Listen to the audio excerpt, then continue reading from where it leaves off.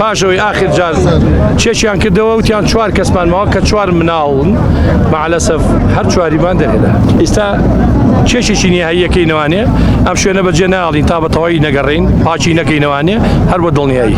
وەکو جەناب دەزانی ئێستا ئاخر جەنازە دەهاتووە لە ئێستاش هێشتا ئیشێکی زۆرمان ماوە بۆی ئەو سەقفشتە بەتەواوی لابەرین بگەینە نەتیجە پاشەوە ئەگەر راپۆرتی نهایی پێشەوەی داوامان لە حکومەت بێت داوامان لە هاوڵاتیانی بەڕێزە کە لە دڵسۆزی خۆیانەوە زۆر جار بە مەبەستی هانەوە چوونی ئێمەیەن بەڵام ئەبنە ڕێگر لێمان.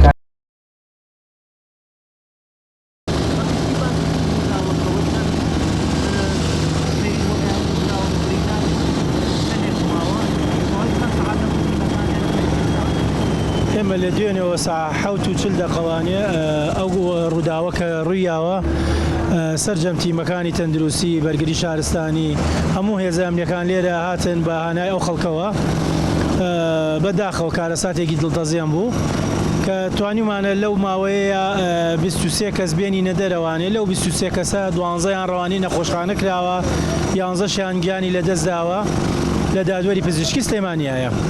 وڵی خۆ دەزانێ ئەو ئەنقازە پێویستی بە هەندی ئالیاتی تایبەت هەیە ئەو ئالیا تایبەتوانی کە هەیە شارەوانی دابینی کردووە و هەندێک خێرخوازی ژاتەوە بۆ خۆی ئەم ئیشانەیان کردو ئێستا.